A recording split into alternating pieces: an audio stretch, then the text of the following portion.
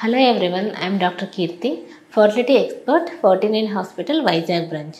So చాలామంది pregnant పేషెంట్లు అడుగుతూ ఉంటారు, మేడం మేము అది తినచ్చా ఇది తినచ్చా అని. చాలామంది ఫస్ట్ అడిగే క్వశ్చన్ ఏంటంటే మేము బొప్పాయి తినచ్చా, పైనాపిల్ తినచ్చా, జామకాయ తినచ్చా. ఈ 3 ఫ్రూట్స్ మాత్రం డెఫినెట్గా అడుగుతారు ఎవ్రీ ప్రెగ్నెంట్ పేషెంట్.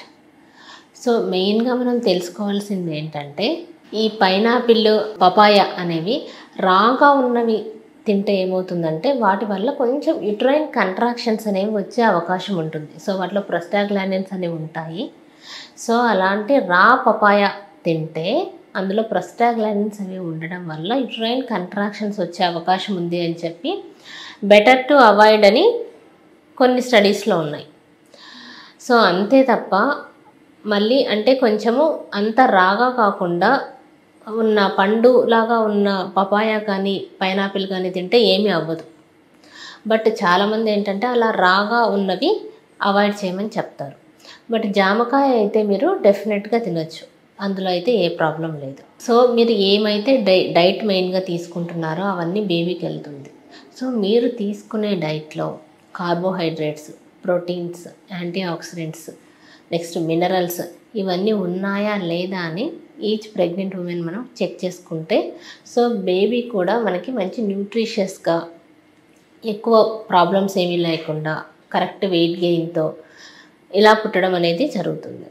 సో మెయిన్గా మీరు తీసుకునే డైట్ ఏంటంటే కార్బోహైడ్రేట్స్, మెయిన్గా హై గ్లైసిమిక్ ఇండెక్స్ ఉన్నవి తీసుకోకూడదు. హై గ్లైసిమిక్ ఇండెక్స్ అంటే ఐస్ క్రీమ్స్, చాక్లెట్స్, సో ఇటువంటి అవుట్ సైడ్ ఫుడ్, న్యూడిల్స్, ఇలా ఎక్కువ ఆయిల్ కంటెంట్ ఉండి ఎక్కువ కార్బ్స్ ఉన్నవి అటే స్ట్రెచ్ అనేవి తీసుకోకూడదు. లెస్ గ్లైసిమిక్ ఇండెక్స్ ఉన్నవి తీసుకోవాల్సి ఉంటుంది.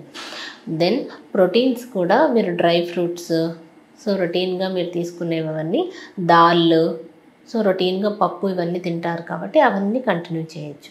బట్ ఏంటంటే ఫస్ట్ 3 monthsలో మీకు ఎక్కువ నాసియా సెన్సేషన్ ఉంటుంది, వామిటింగ్ సెన్సేషన్ అనేది ఎక్కువగా ఉండడం వల్ల ఏంటంటే మీకు ఈ ఫుడ్ అన్నీ తినలేకపోతున్నామని చెప్పి భయపడిపోతూ ఉంటారు. సో ఫస్ట్ 3 months మీరు ఎంత తినాలని ట్రై చేసినా కూడా ఏవి తినలేరు.